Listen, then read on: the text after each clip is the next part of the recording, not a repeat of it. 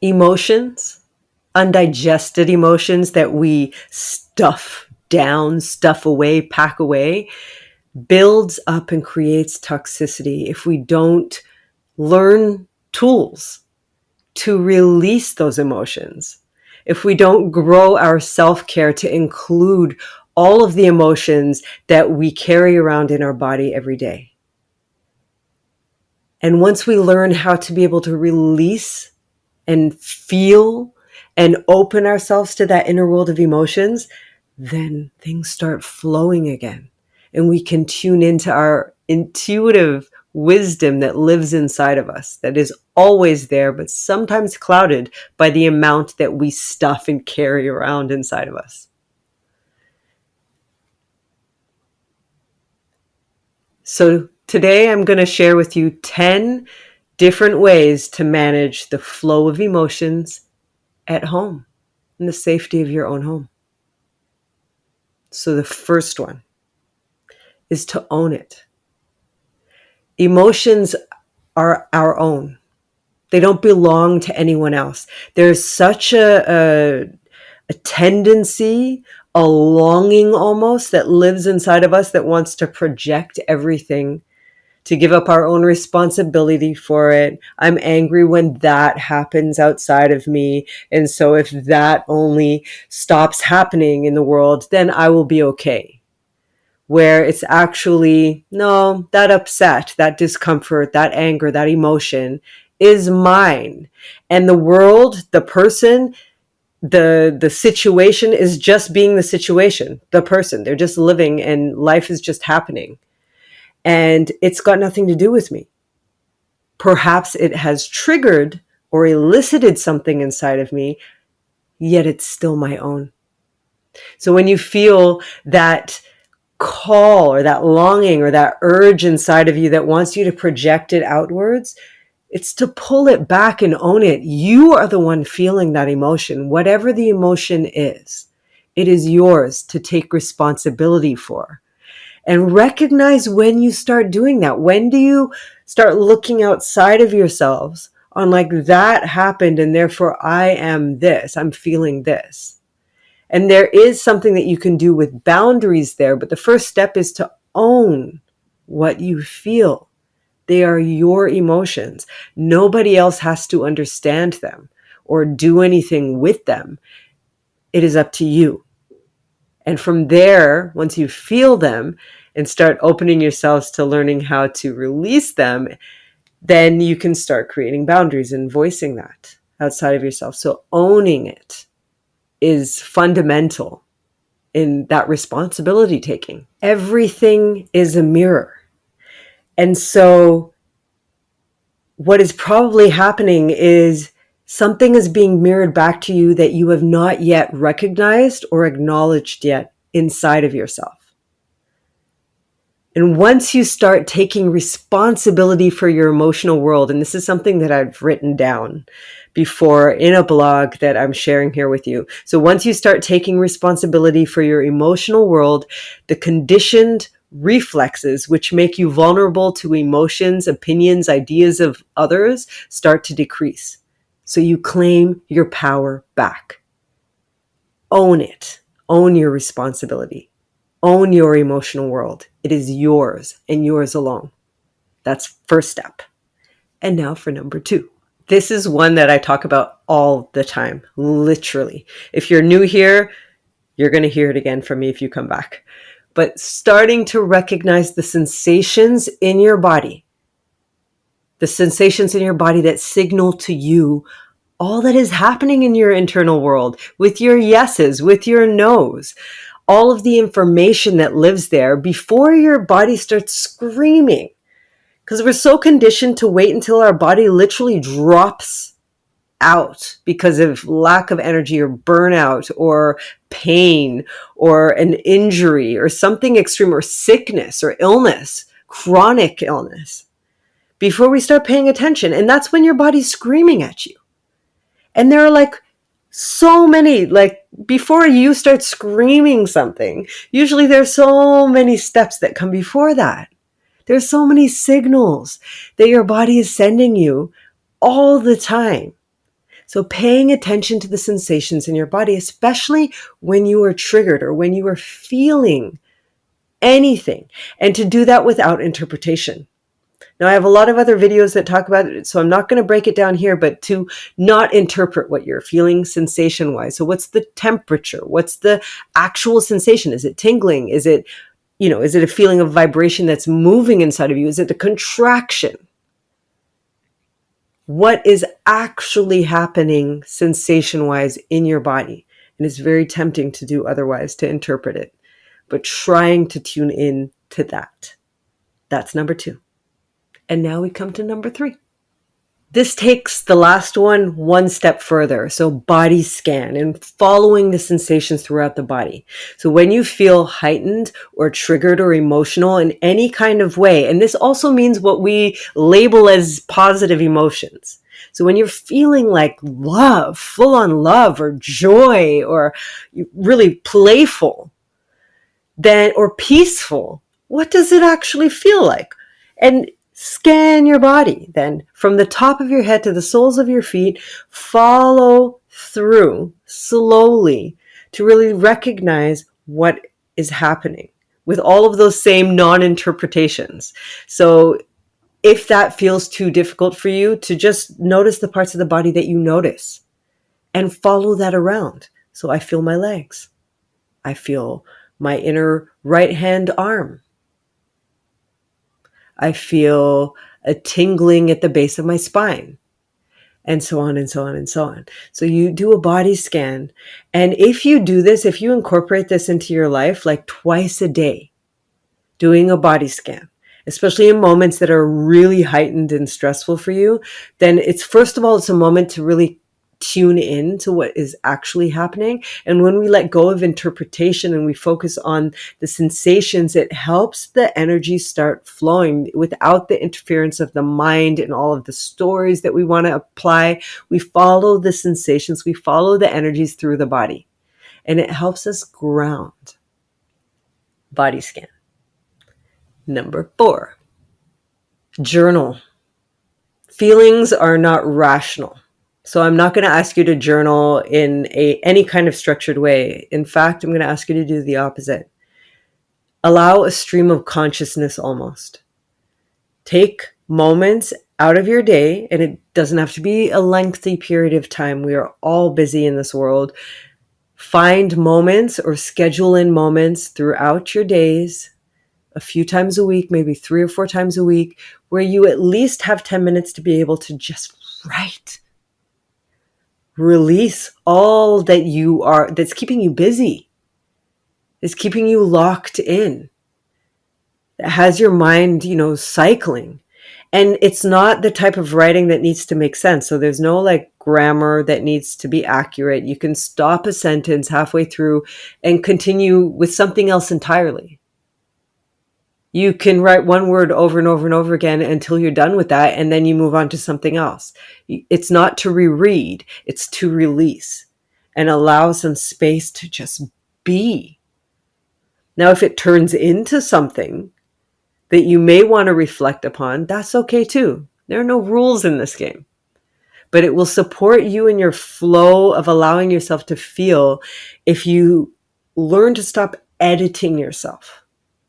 Because even as we talk, when we write, when we communicate, we're constantly editing ourselves. So we want to allow moments when we allow ourselves to be, to express all of those things that we would never dare to say to anyone because they'd never talk to us again. That kind of feeling. Like, I can't actually admit this because it's humiliating or it's scary or no one will ever understand.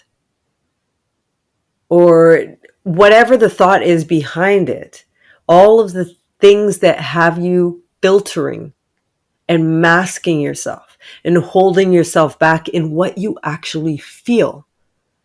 Because the important part here is to actually allow yourself to feel and to grow your capacity to feel so that you can release the emotions that are there and be in the moment. Because there's, like in healing, there's such a forward focus on where I want to be, somewhere over there in the distance, because that's what I believe it to be. And we make this rigid, it's a rigid path that we're never going to achieve because we're not here facing what needs to be faced in the idea of being in the moment. Because that's where healing is, being right here, right now. It's not being in some imagined, non-existent, created future. Be here, be now. So that you can open yourself to what healing actually is for you. Because it doesn't have to be the same. Ultimately, I really do believe that we're feeling similar kind of sensations, but we have our own ways of interpreting it all and doing what we want with that energy. And so coming back here, allowing yourself to write what you need to write, doing it regularly will help that flow of emotion for you. Grounding with massaging or by massaging the perineum. So grounding through a gentle pressure, and it's not a sensual or sexual massage. It's really, there are so much tension that we accumulate in this part of our body. Now, the perineum is the group of muscle fibers that come together between the anus and the vaginal opening or the scrotum. And these muscles are tight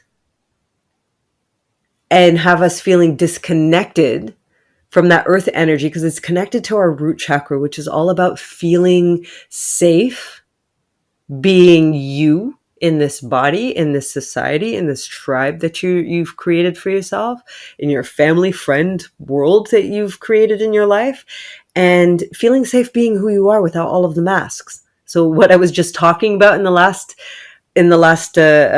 point about being your natural, unfiltered you, this is, where it gets tight. The perineum tightens and it's softened. By softening it through massage, we allow ourselves to release a lot of emotion that we carry there and also open ourselves to ground and root here and brings us back into the body. And it may, raise so many different other kinds of emotions inside of you that you're actually holding on. So taking time out, and you need a little bit of coconut oil or some other kind of neutral oil that you can use to just gently massage the perineum and to give it pressure and to be kind to yourself and to take that time out to really feel what happens, because it could be that when you're in one specific part, it's not a large area, but one specific part might feel too tender or sensitive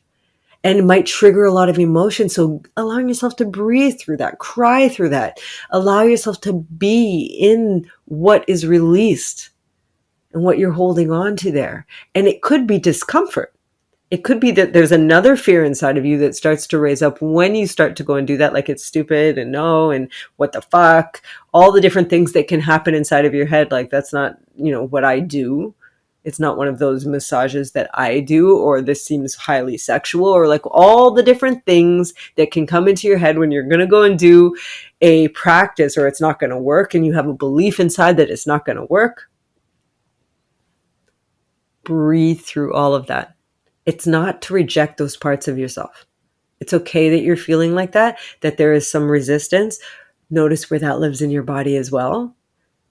Recognize, follow it, use the other points that I've mentioned so far in this to follow the sensations through your body, be there and continue your massage. Breathe with it all. You're increasing your footprint to be in discomfort as well, because there are uncomfortable things that happen in this life, and being healed or enlightened or awakened or, in your higher self, whatever that means for you, it is not a world where you will never experience hurt anymore or pain anymore or anything uncomfortable anymore. But it will be a place where you have a greater capacity to be with that part of you as well, to accept it and to allow, acknowledge it, and to care for that part of you instead of rejecting and pushing it away, because that is our natural tendency. So that healed version of you, it's not that they avoid what you're feeling now or the emotional world that you're in now, but they know how to handle it and support it a little bit better and be kind in the moment. and to allow it to pass through.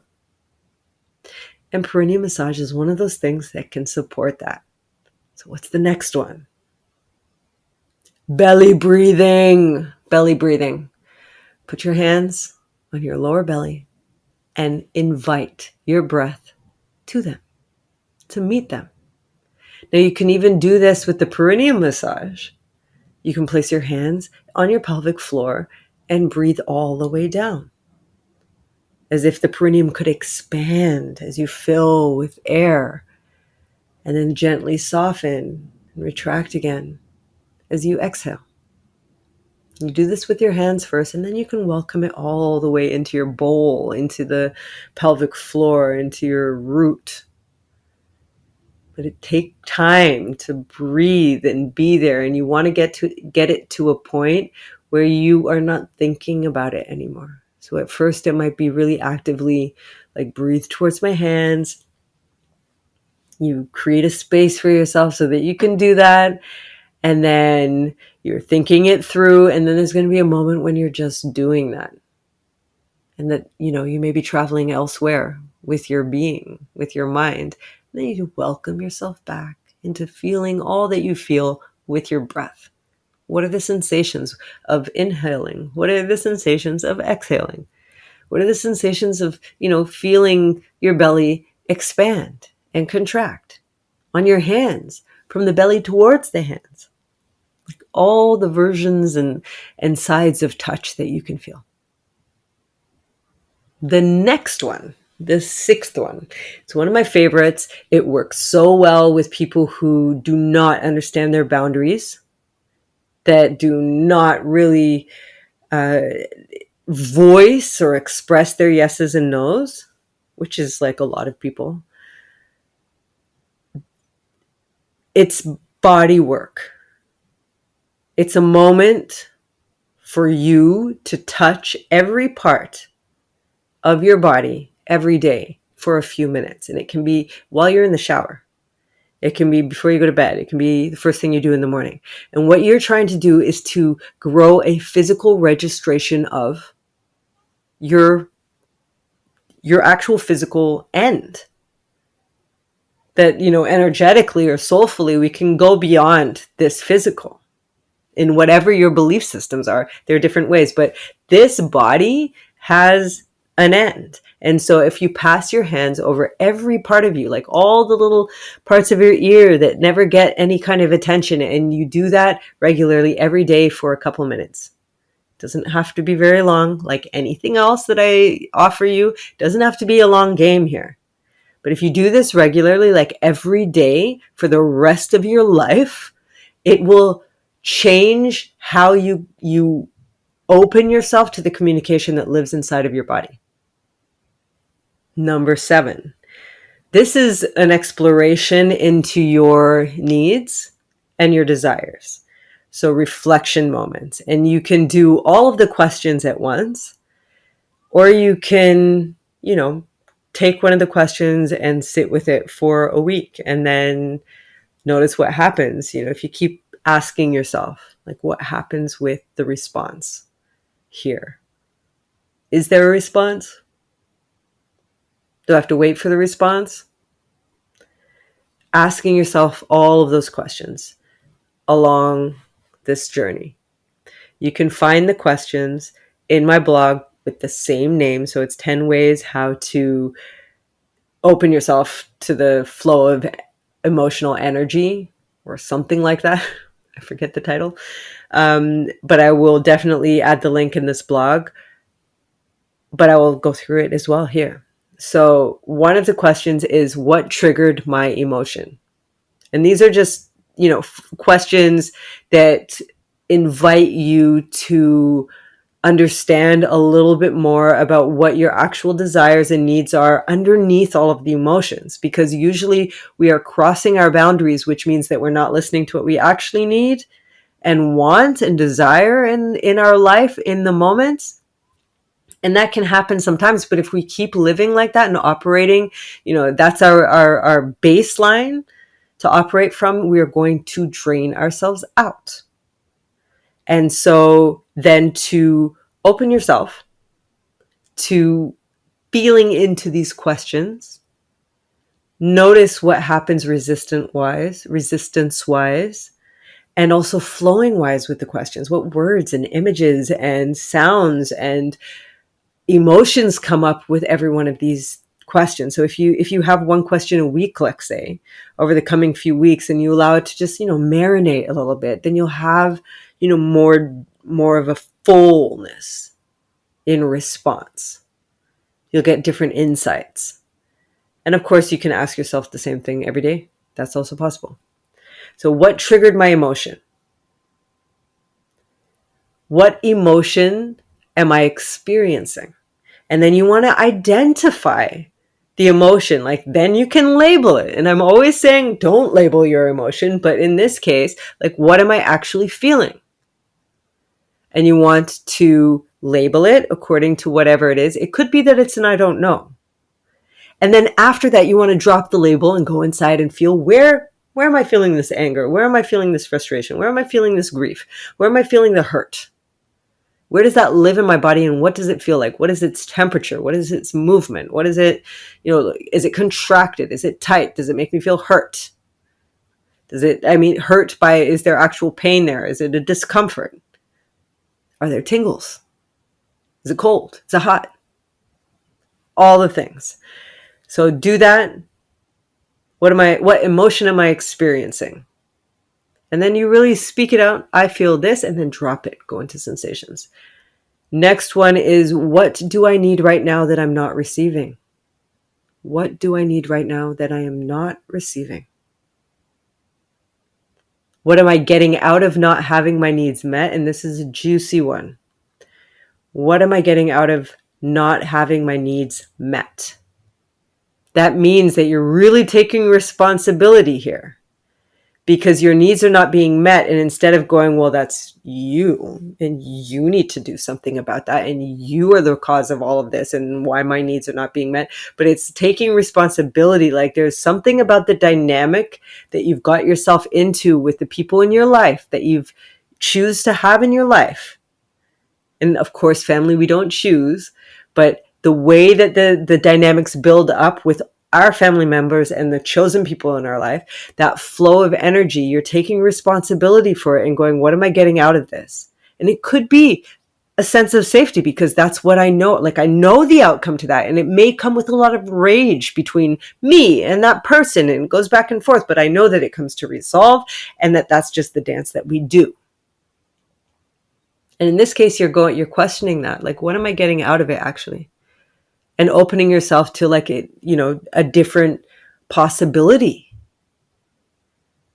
Because if you recognize that you're getting something out of it that is giving you more than the fear of staying in that situation, is not higher than that need that's being met, that until that need and that satisfaction, like, say, if that need goes down a bit and the fear of staying in that same dynamic can be felt a little bit stronger, perhaps it raises up, then things will start to shift for you. And to be kind to yourself, because not everything will flip around in one moment or in one decision. It takes time for things. So you might make decisions with your mind, but until your energy and your body and everything catches up to that, and to be kind to yourself on the steps that you need to take to, like, unpeel all of the layers, because it is work. It's work. It's beautiful work when we learn how to be with the capacity of it all. And it's not always beautiful and shiny. Sometimes it's painful and raw and overwhelming. But the overwhelm can also be a positive thing and very insightful, and show us, like, so many different aspects of our human ability. The next one, the last question. What am I truly asking for? What am I truly asking for? Ask yourself if you're being clear about your desires. What am I truly asking for?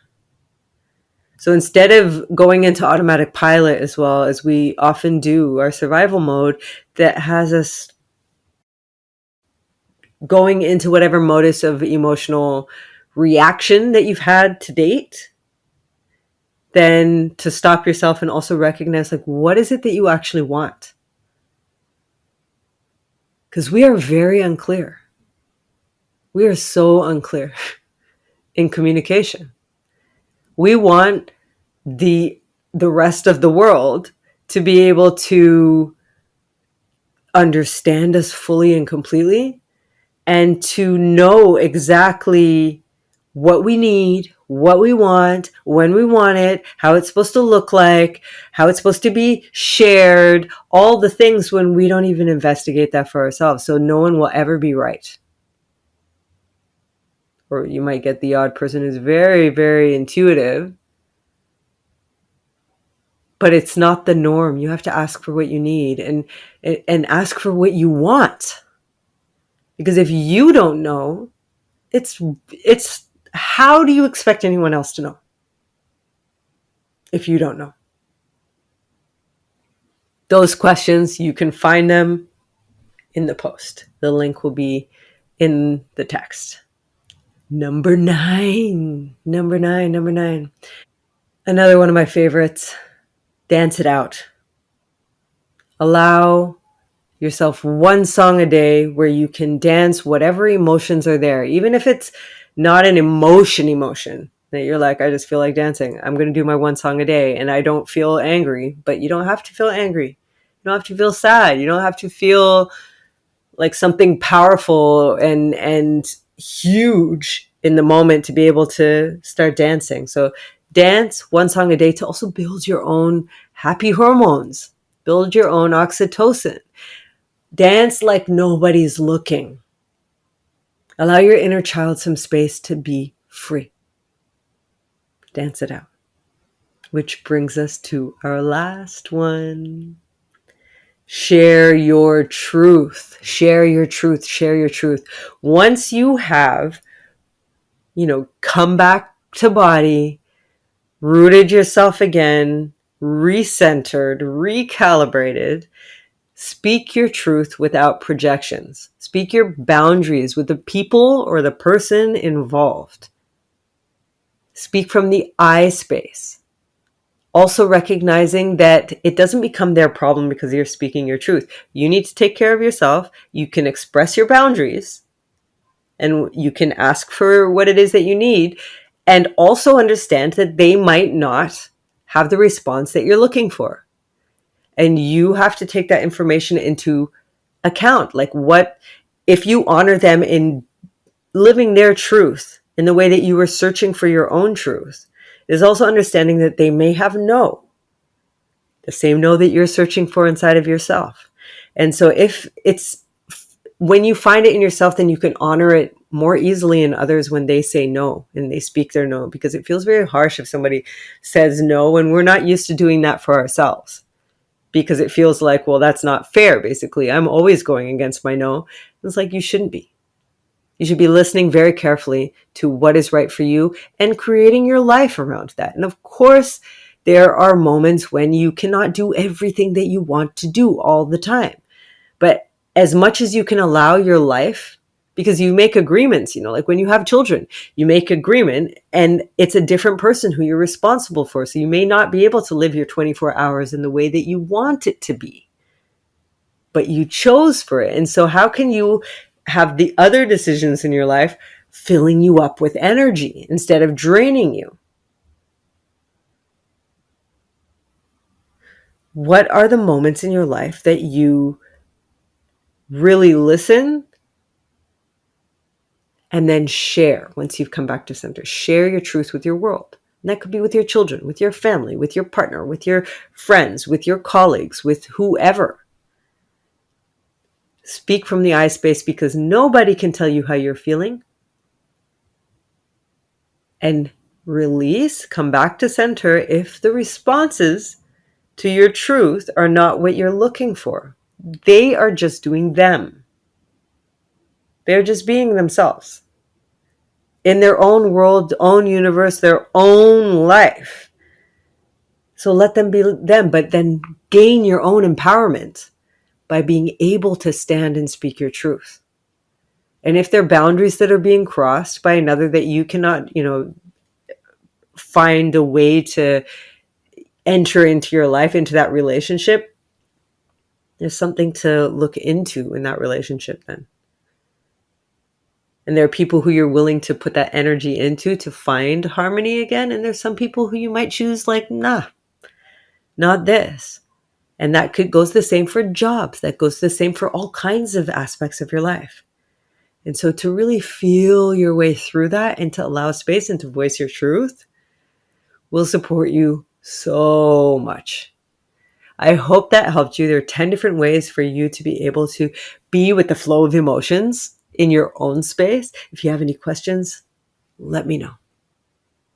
Until we meet again, enjoy.